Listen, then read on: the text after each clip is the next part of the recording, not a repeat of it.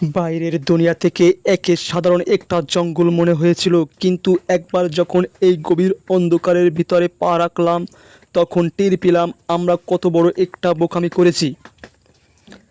চারপাশের পরিবেশটা এত থমথমে যে মনে হচ্ছে একটা অদৃশ্য থাবা আমাদের গিলে খাওয়ার জন্য ওত পেতে বসে আছে। না আছে কোনো চেনা রাস্তা, না আছে কোনো মানুষের দেখা।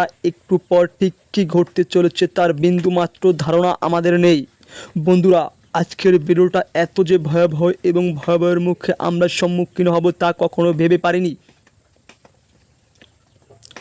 ঘড়িতে দুপুরবেলা হলেও মাথার উপরে বিশাল সব গাছের জট এমনভাবে আকাশ ঢেকে রেখেছে যে চারপাশটা কুচকুচে আঁধারে ঢাকা। এখানে আলো যেন একটা বিলাসিতা। প্রতিটি পদক্ষেপ মাটির নিচে নরম কাদা আর পাতা মারানোর শব্দ ছাড়া আর কোনো শব্দ নেই। ওই দূরে ওই গাছের ফাঁকে ওটা কি নড়ে উঠল চোখের পলকে পড়ার আগেই। কোনো একটা অন্ধকার ছায়া চোখের সামনে দিয়ে পার হয়ে গেল। সত্যি বলছি, বুকটা তখন ভয়ে কেঁপে উঠছিল। মনে হচ্ছিল কোনো অদৃশ্য শিকারী আমাদের পিছু নিয়েছে।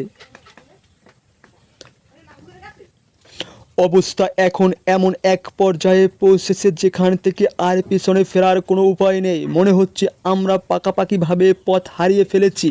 চারিদিকে শুধু কাটা ঝোপ, বুনো লতাপাতা আর অদ্ভুত সব নাম না জানা পোকামাকড়, মারাত্মক বিষধর প্রাণী। একটু সামনে এগোতেই বাতাসে ভেসে আসলো এক পচা গন্ধ আর ঝোপঝাড়ের ভিতর বিকট এক আওয়াজ। রক্ত হিম করা সেই অবস্থা, গায়ে কাটা দিয়ে ওঠার মতো মুহূর্ত। নিঃশ্বাস বন্ধ করে এক জায়গায় দাঁড়িয়ে গেলাম।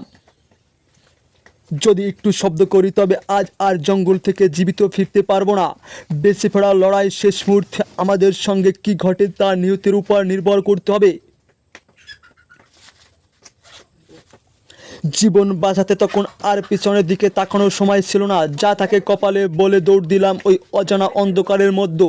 হৃদয় কম্পন তখন যেন গলার কাছে এসে ঠেকেছে। মাথার চুল থেকে শুরু করে পায়ের পাতা পর্যন্ত ঘামে ভিজে একাকার। প্রতিটি সেকেন্ড তখন এক একটা যুগের মতো দীর্ঘ মনে হচ্ছিল। শেষ পর্যন্ত আল্লাহর দয়ায় আর ভাগ্যের জোরে ওই নরকুণ্ড থেকে কোনো রকমে বেঁচে ফিরে আসতে পেরেছি।